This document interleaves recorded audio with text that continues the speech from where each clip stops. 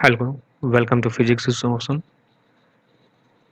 In previous video, we have discussed about physical quantities and dimensions. So, in this video, we're gonna discuss dimension analysis. आज के video में हम dimension analysis के application को पढ़ेंगे। आखिर हम डायमेंशन एनालिसिस करते क्यों हैं? तो जो हमारा पहला है वो है to find the unit of a physical quantity in a given system of unit. ये कह रहा है कि हम डायमेंशन एनालिसिस का प्रयोग करते हैं किसी भी फिजिकल क्वांटिटी के यूनिट को फाइंड करने के लिए, चाहे वो कौन सा भी सिस्टम ऑफ यूनिट का हो। एसआई यूनिट का हो, हमको एसआई यूनिट में ज्ञात करना है फिजिकल क्वांटिटी का यूनिट, या फिर हमको सीजीएस सिस्टम्स में उसका यूनिट चाहिए या एमकेएस सिस्टम में उसका यूनिट चाहिए, तो सभी हमें वहीं से मिल सकती है अगर हम डायमेंशन एनालिसिस का प्रयोग करें। फॉर एग्जांपल, हम अगर फोर्स को लेते हैं एफ, फोर्स हमारा क्या होता है? मास इनटू एक्सेलरेशन, यही होता है ना। और हमको पता है कि फोर्स का डायमेंशन होता है एम एल टी पावर -2। अगले वीडियो में हम पढ़ चुके हैं ये। तो अगर हम इसका यूनिट एसआई सिस्टम में जानना चाहते हैं तो हमको पता है मास का हमारा केजी होता है, लेंथ का हमारा मीटर होता है, टाइम का सेकंड होता है, और ये -2 में है तो यहाँ पे ये हो गया केजी मीटर पर सेकंड स्क्वायर। इसी को हम न्यूटन बोलते हैं। तो ये एसआई सिस्टम में हमारा हो गया। अगर यही चीज को हमको जानना है कि सीजीएस में क्या होगा या एमकेएस में क्या होगा, तो हम आराम से इसको जान सकते हैं डायमेंशन एनालिसिस के प्रयोग से। जैसे कि फोर्स का डायमेंशन हमको यहाँ मिल चुका है, और डायमेंशन का कैरेक्टरिस्टिक जब हमने बताया था तो वहाँ बताया था कि डायमेंशन इंडिपेंडेंट है सिस्टम ऑफ यूनिट से, मतलब डायमेंशन किसी भी सिस्टम ऑफ यूनिट में सेम ही रहेगा। तो अगर हम सीजीएस का बात करें, यहाँ पे सीजीएस सिस्टम का बात करें, तो सिस्टम का बात करें तो भी क्या होगा, हमारा यही फॉर्मूला रहेगा डायमेंशन एनालिसिस में।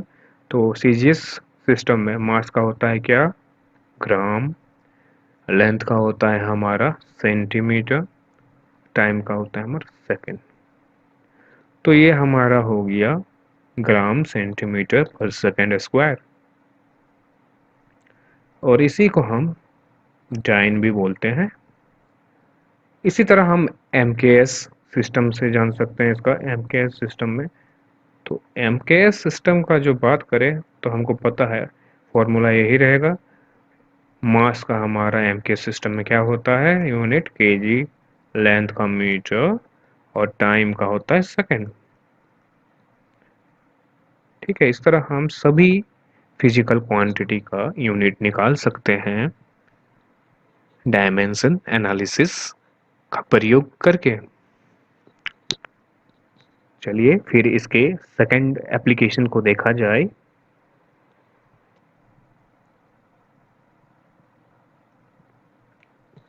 हमारा जो सेकंड एप्लीकेशन है, to convert a physical quantity from one system to another system. हम डायमेंशन एनालिसिस का प्रयोग करते हैं किसी भी फिजिकल क्वांटिटी को एक सिस्टम से दूसरे सिस्टम में बदलने के लिए। जैसे कि अगर हमको कोई फिजिकल क्वांटिटी है, जैसे हमने फोर्स को लिया है तो फिर से हमने फोर्स को ही लेंगे, तो फोर्स का हमारा एसआई सिस्टम में होता है न्यूटन।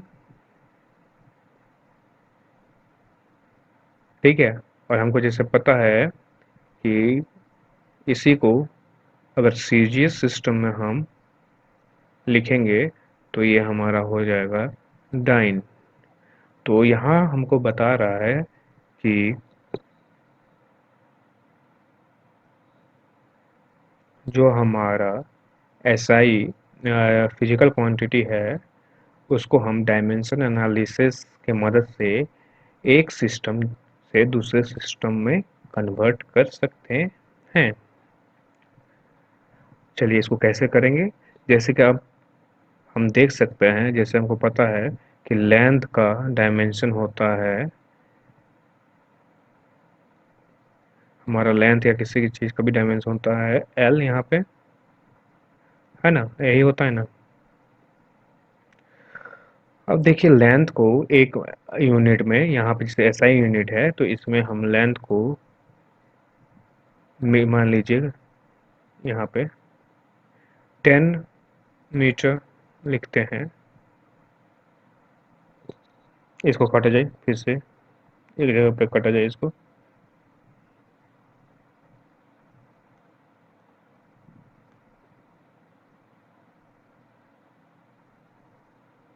इसको पूरा तरह से काटा जाए, पूरा तरह से काटा जाए।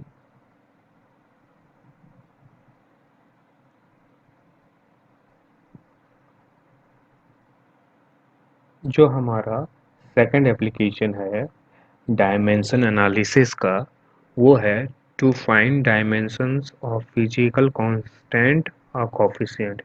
किसी भी फिजिकल कांस्टेंट या फिजिकल कोफिशिएंट का डायमेंशन हमको अगर निकालना है तो डायमेंशन एनालिसिस से हम वो निकाल सकते हैं। फॉर एग्जांपल ग्रेविटेशनल फोर्स है, उसका फॉर्मूला होता है हमारा inversely universal gravitational constant, that is G product of masses, जो भी मासेस का आप कंपेयर कर रहे हो दोनों का मास का product, and the square of distance between them, दोनों मास के बीच की दूरी का स्क्वायर। तो ये हुआ हमारा ग्रेविटेशनल फोर्स का फॉर्मूला।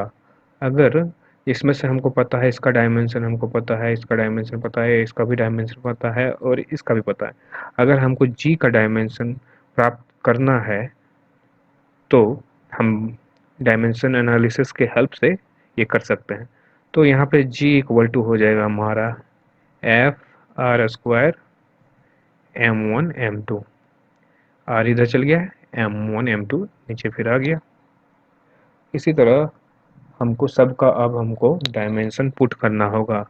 फोर्स का हमको पता है, एरिया का ये सॉरी ये लेंथ का स्क्वायर है तो हमको लेंथ का भी पता है, तो यहाँ भी लेंथ का स्क्वायर ही होगा। यहाँ दो मासेस है तो यहाँ मास का भी स्क्वायर ही होगा। अब हम इसको ऊपर की ओर ले चलेंगे एम स्क्वायर को, तो हमारा पूरा फॉर्मूला इस तरह निकल के आएगा।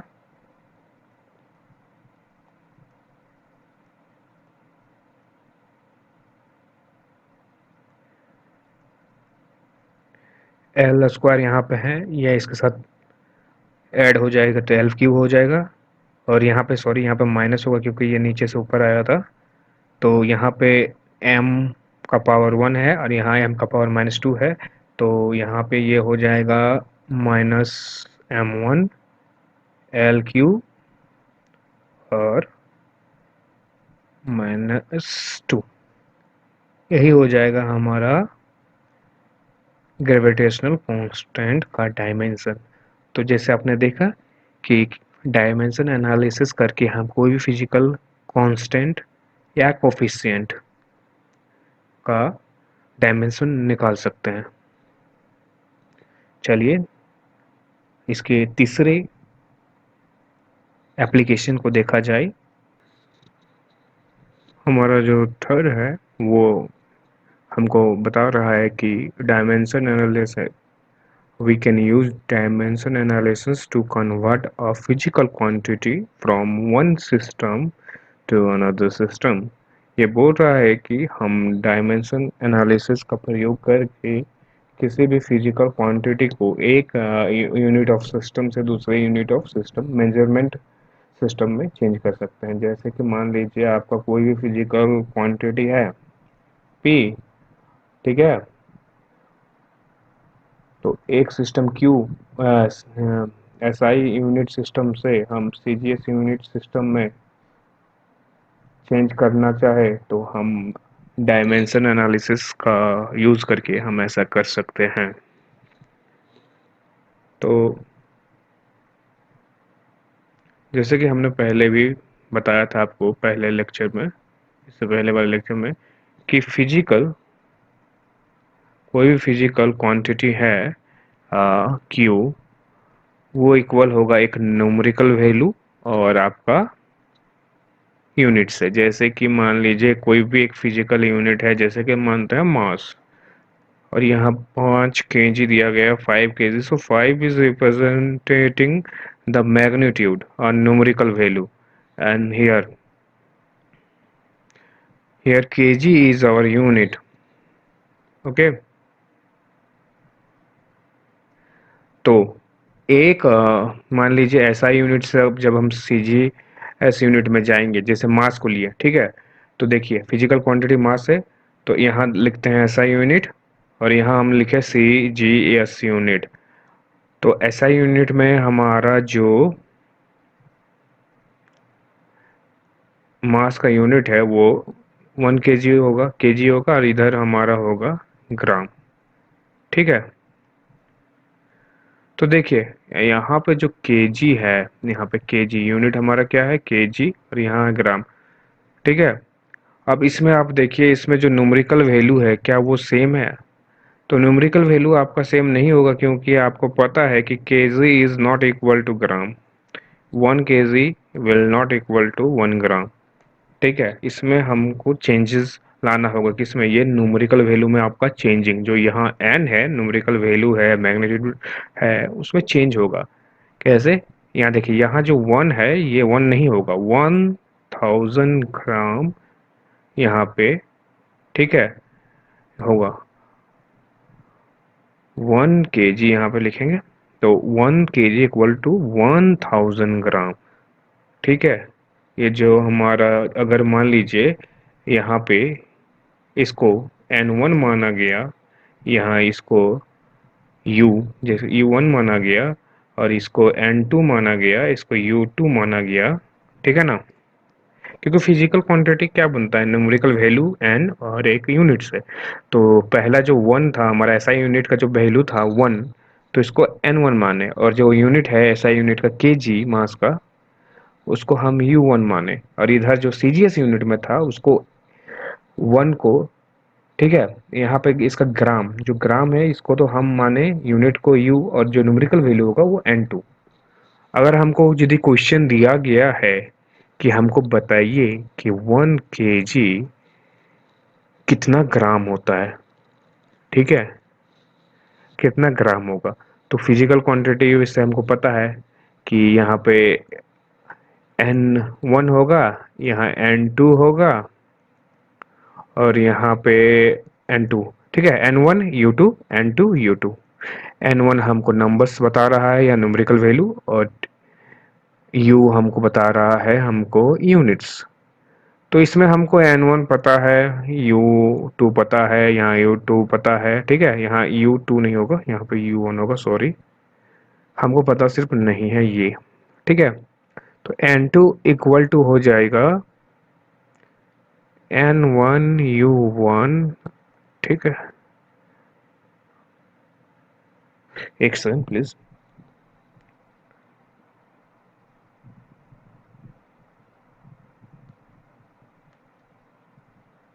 U2, ठीक है, यही होगा ना। अब हमको पता है यूनिट क्या होता है, यूनिट एक डायमेंशन ही है, मतलब यूनिट हमको यूनिट से हम डायमेंशन निकाल सकते हैं, ठीक है। तो यहाँ पे हम देखते हैं ये किस प्रकार के करेंगे हम। तो यहाँ बता रहा है हमको कि यूनिट, ठीक है, किसी भी फिजिकल क्वांटिटी का जो यूनिट है, डायमेंशन एनालिसिस से हम उसको एक सिस्टम से दूसरे सिस्टम में बदल सकते हैं, जैसे कि आपने इसको देखा। अब यहाँ पे इसको पहले हम क्लीन कर लेते हैं।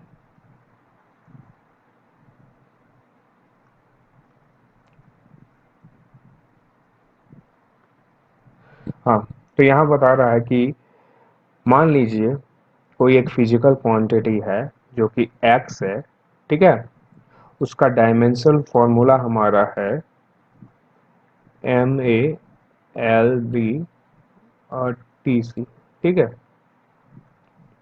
यही डायमेंशन फॉर्मूला है। और मान लीजिए ये जो फिजिकल क्वांटिटी है ये दो सिस्टम में इस प्रकार है, ठीक है, कोई होगा एसआई यूनिट या फिर सीजीएस यूनिट में। तो हमने क्या कहा था, देखिए यहाँ पे जैसे कि यहाँ पे मान लीजिए पहला सिस्टम ऑफ यूनिट में मान लेते हैं 1 रखते हैं इसको, और सेकेंड सिस्टम ऑफ यूनिट में इसको 2 रखते हैं, ठीक है, इसको हम A B C नहीं है ना। हाँ, इसको देखिए यहाँ पे दो सिस्टम है। अब हम जैसे यहाँ फॉर्मूला से पता है, हमको यहाँ बताया गया था कि दोनों में फिजिकल क्वांटिटी में क्या होगा, N1 U1 will equal to N2 U2, ठीक है, ये होगा ना। तो देखिए यहाँ पे जो ये डायमेंशन है ये क्या है, ये यूनिट ही है। डायमेंशन जैसे कि प्रॉपर्टीज में हमने पढ़ा था, हम यूनिट्स से डायमेंशन निकाल सकते हैं और डायमेंशन से यूनिट निकाल सकते हैं, ठीक है। तो इसी तरह हम यहाँ पर लिखेंगे N1 M1 A,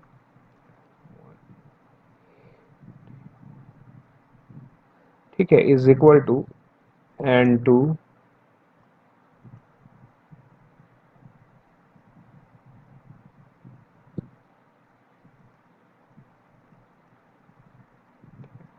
अब आपको मान लीजिए किसका न्यूमेरिकल वैल्यू निकालना है, मान लीजिए N2 हमको निकालना है, तो यहाँ पे N2 will be equal to N1,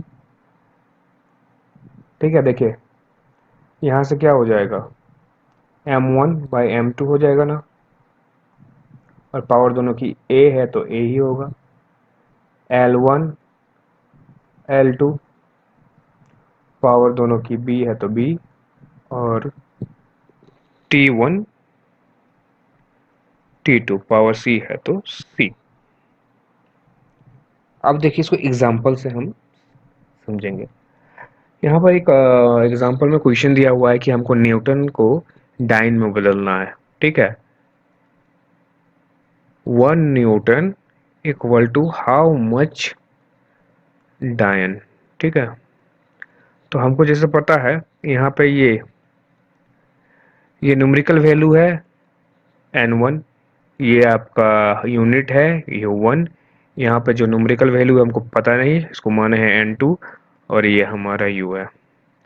और फिर इसको आगे तोड़ेंगे हम डायमेंशन में। तो जैसे कि हमको पता है यहाँ पे दिया गया है डायमेंशंस, तो डायमेंशंस इसमें होगी MLT, ठीक है। कैसे कैसे कि न्यूटन का होता है केजी मीटर पर सेकंड स्क्वायर। तो डायमेंशंस किसी भी सिस्टम ऑफ यूनिट में नहीं चेंज होते हैं, कैरेक्टरिस्टिक्स में हमने पढ़ चुका था, चाहे ये एसआई यूनिट में हो या आपका सीजीएस यूनिट में, इसका डायमेंशन ML T⁻⁻² हो गई, ठीक है। अब जैसे कि ये फॉर्मूला हमने देखा था, ये फॉर्मूला यहाँ पर फिर से हम लिखते हैं N2 equal to N1 M1/M2 L1/L2 और T1/T2,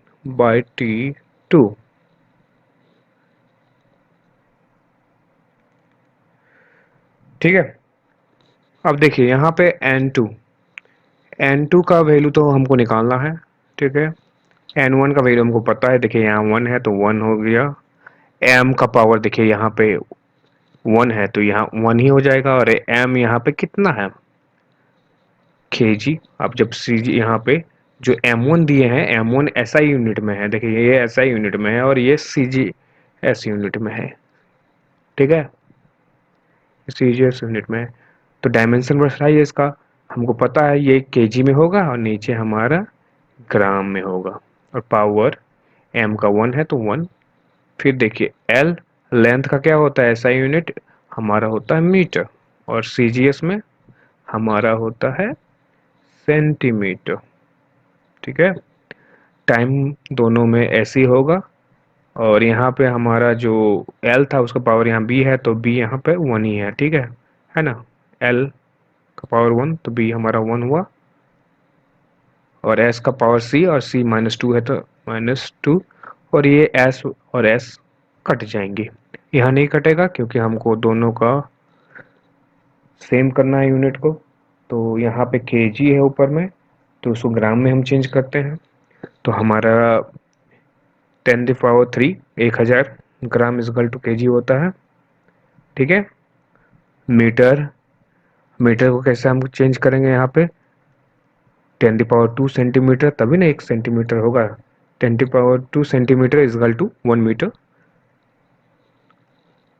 ठीक है, ये ग्राम ग्राम कट हो गया, सेंटीमीटर सेंटीमीटर कट हो गया।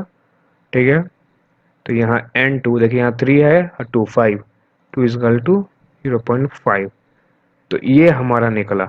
तो ये क्या बता रहा है कि 1 न्यूटन। ठीक है, N2 का न्यूमेरिकल वैल्यू हम निकाल दिए ना यहाँ पे, ये यहाँ बैठेगा ना, देखिए N2 निकालना था और हमारा इक्वेशन क्या था, 1 न्यूटन। ठीक है, इक्वल टू, यहाँ था ना N1 U2, sorry N1 U1 N2 U2, N1 हमारा 1, ऐसा यूनिट का N यहाँ पे है तो न्यूटन, और यहाँ पे डाइन, और N2 हमारा निकल गया 10⁵।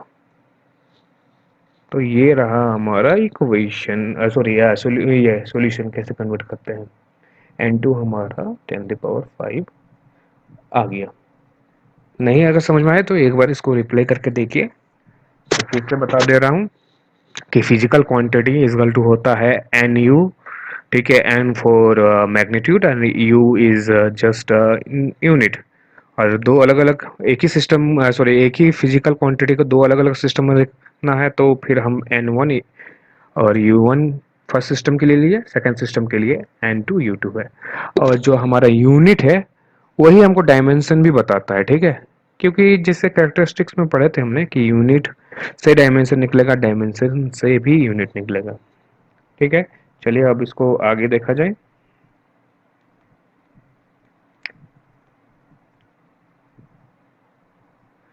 हमारा तीसरा नंबर है कि we use dimension analysis to check the dimension correction of a given physical relationship. मतलब कि अगर हम डायमेंशन एनालिसिस का यूज कर रहे हैं तो हम उससे चेक कर सकते हैं कोई भी फिजिकल रिलेशनशिप है, कोई भी फॉर्मूला है, तो वो सही है या नहीं। ठीक है, फॉर एग्जांपल अगर हम मान लीजिए क्लास हम लोग 9 से पढ़ने आ रहे हैं पढ़ते, जो कि हमारा इक्वेशन ऑफ मोशन है S equal to U T plus half A T square. तो क्या ये इक्वेशन सही है, क्या ये रिलेशन सही है, चलिए इसको चेक किया जाए with the help of dimension analysis. So here S is a length, its dimension is length, so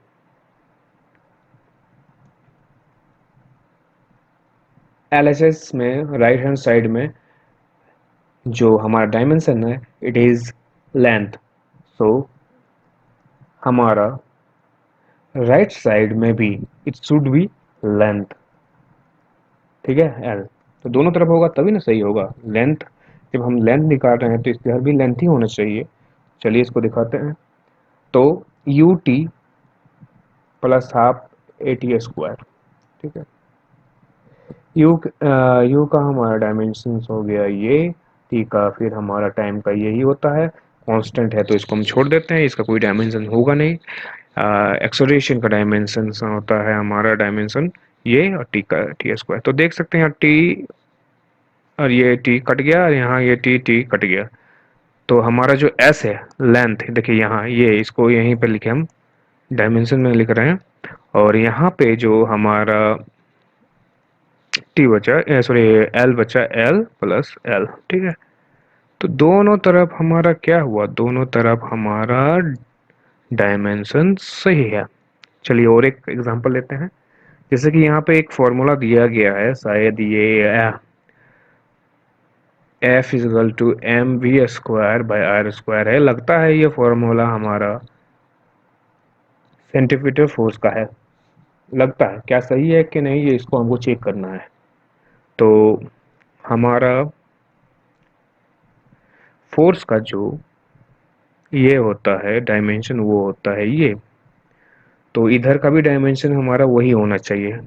चलिए चेक करते हैं। तो हमारा यहाँ ये फोर्स हमारा ये वाला रहा, और एम का हमारा मास का मास ही होता है, मास का एम। और वेलोसिटी का फिर से हमको लिखना है,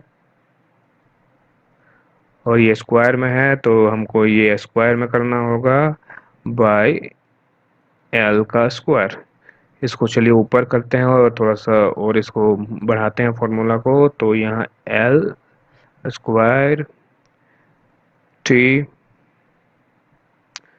पावर -2 और एल -2, है ना। ये और ये कट जाएगा, इक्वल टू एम टी। देखिए यहाँ पे ये है,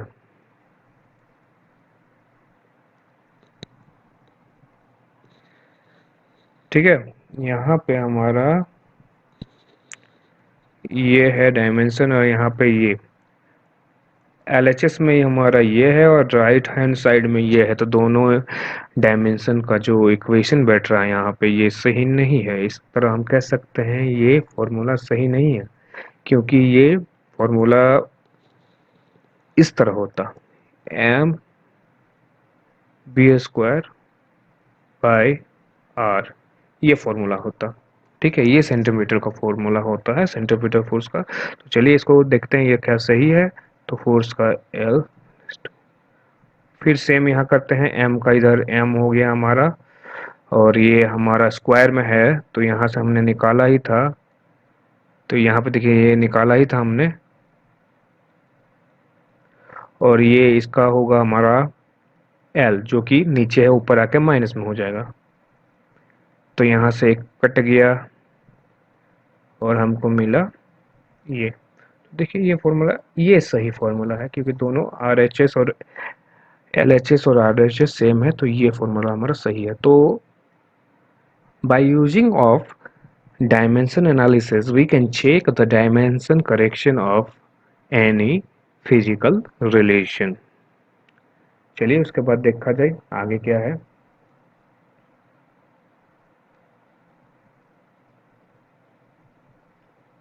The fifth number,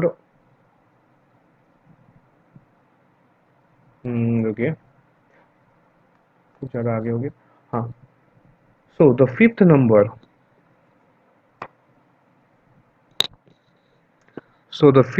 is here।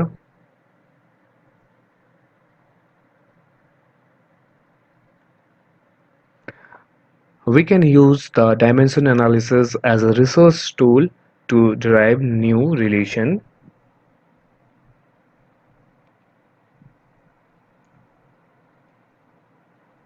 तो यहाँ हमारा कह रहा है कि हम डायमेंशन एनालिसिस का यूज न्यू रिलेशनशिप बनाने के लिए, ड्रिवन करने के लिए कर सकते हैं।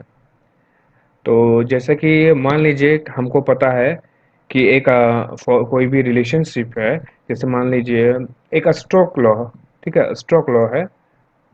स्ट्रोक लॉ हमको क्या बताता है? स्ट्रोक लॉ हमको बताता है कि अगर आप कोई भी, ठीक है, स्मॉल स्फीयर को किसी लिक्विड में या फ्लूइड में इमर्ज करते हैं, रख देते हैं या छोड़ देते हैं, ठीक है, तो उसको एक अपवर्ड फोर्स लगेगी, ठीक है। और ये अपवर्ड फोर्स जो लगेगी वो डिपेंड करेगी न्यू पे, viscous of that fluid, velocity of the ball and the radius of the sphere, ठीक है। मतलब कि वो जो अपवर्ड बॉल, ठीक है, ये नीचे इस तरह जाएगी एक वेलोसिटी के साथ। तो इसको एक अपवर्ड फोर्स लगेगी और ये upward force upward force depend करेगी पहला इसके रेडियस पर, इसके वेलोसिटी पर और लिक्विड के विस्कस पर। ठीक है, अब जैसे हमको पता चल गया कि ये F is in proportional to,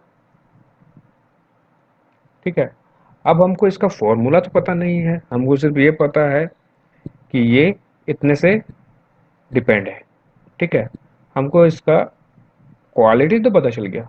ठीक है, क्वांटिटी कितना किस तरह का से होगा, जैसे कि इसको यदि हम प्रोपोर्शनलिटी को हटाते तो एक कांस्टेंट प्रोपोर्शनलिटी का कांस्टेंट आ जाएगा k, और यहाँ पे फिर ये फॉर्मूला हो जाएगा, लेकिन अभी भी हमको ये रिलेशन नहीं पता, इसका पावर 1 है या इसका पावर -1/2 होगा, किस तरह से ये डिराइव होगा तो ये पता नहीं, लेकिन हम डायमेंशन एनालिसिस का प्रयोग करके इसको हम पता कर सकते हैं।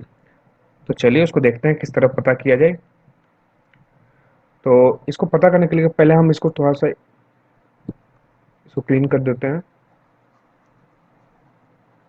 ठीक है, इसको क्लीन करने के बाद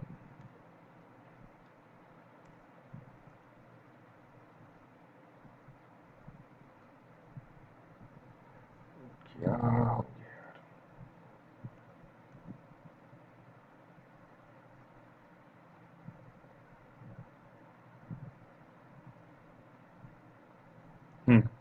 चलिए इसको मान लीजिए इसको तो जो हमारा इस पे फोर्स लग रहा था वो है k न्यू रेडियस और आर वी।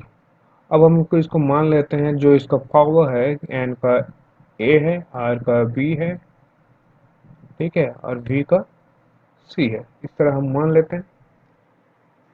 उसके बाद सभी के डायमेंशंस को लिखेंगे। अब देखिए एफ का डायमेंशन हमको पता है, फोर्स का डायमेंशन हमारा होता है ये। उसके बाद कांस्टेंट का कोई डायमेंशन नहीं होता है, कोई डायमेंशन नहीं होता है तो उसको छोड़ दिए।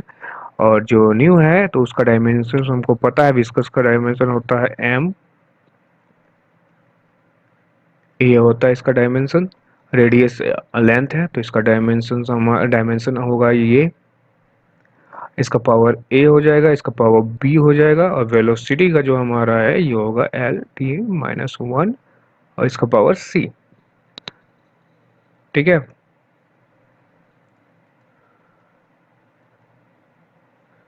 चलिए देखते हैं एम और कहीं नहीं है तो एम का पावर ए एल।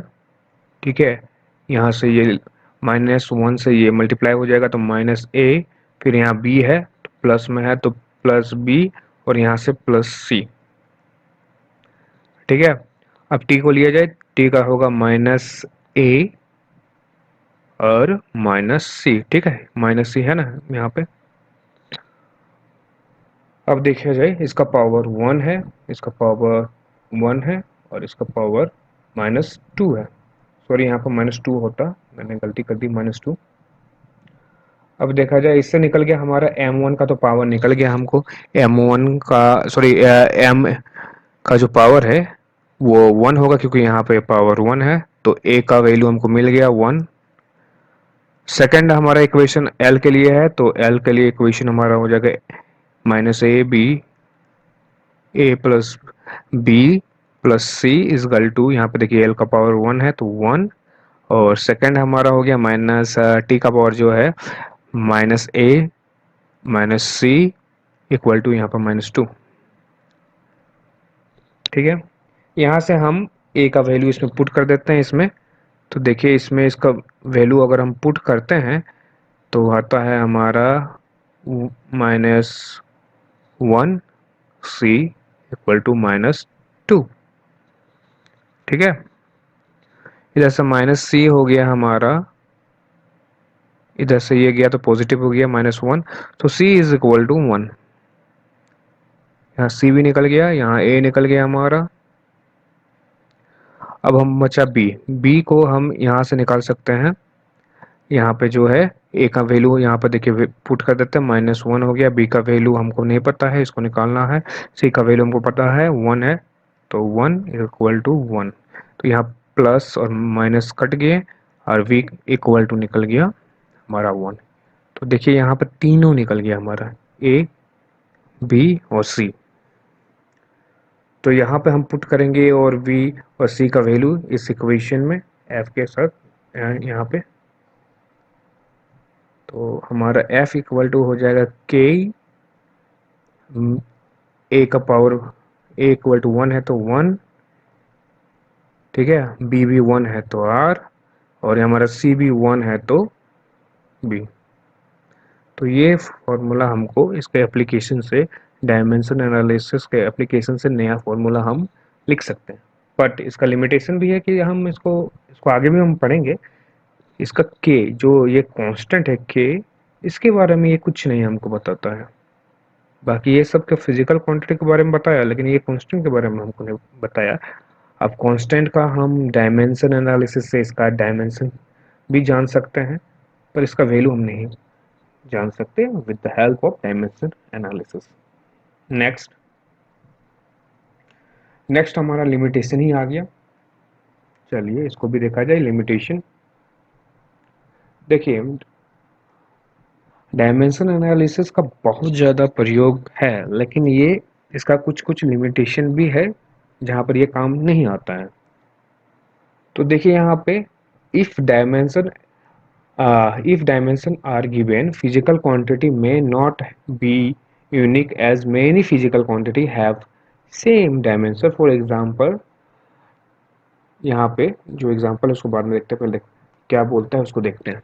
यहाँ बता रहा है कि डायमेंशन एनालिसिस हम यूज नहीं हर जगह नहीं कर सकते, क्योंकि दो फिजिकल क्वांटिटी का सेम डायमेंशन हो सकता है। जैसे हमको बताया गया था, आपको बताया गया था, जैसे यहाँ पे एग्जांपल में दिखाया गया है कि यहाँ पे वर्क, एनर्जी और टॉर्क, ठीक है,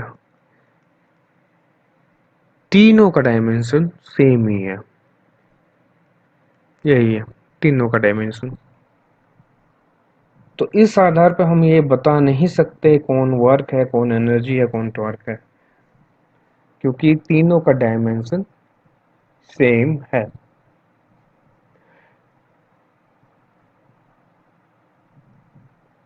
सेकंड नंबर हमारा आता है, जिसे मैंने पहले बताया था, numerical constant having no dimension such as 1/2, 1, 4, 5 can not be reduced by method of dimension.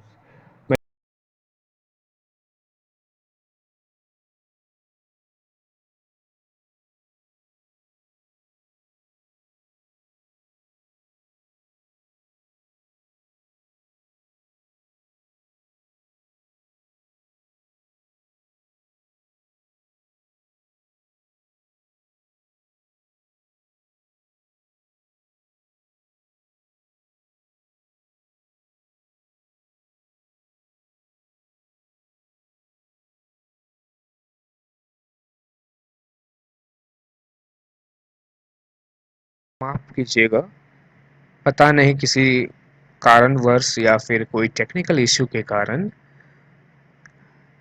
Video बनाते समय इस जगह से ऑडियो गायब हो गई थी, मतलब यहाँ से फिर वीडियो म्यूट हो गई थी। इसीलिए इस वीडियो को हम यहीं समाप्त करते हैं, और जहाँ से वीडियो गायब हो गई है, म्यूट हो गई है, वहाँ से फिर हम नेक्स्ट वीडियो में उस टॉपिक को कवर करेंगे। एक्चुअली इस वीडियो में हमने बहुत सारे इंपॉर्टेंट क्वेश्चन और ये टॉपिक को कवर कर लिया था, लेकिन आधे से ज़्यादा वीडियो में ऑडियो गायब हो चुकी है, और आपकी परेशानी के लिए हमें खेद है। और अगले बार जहाँ से ऑडियो छूट गया था, जहाँ से आपका टॉपिक आज रोका गया है, वहीं से फिर हम नेक्स्ट वीडियो में चालू करेंगे। चलिए पढ़ते रहिए। Thank you.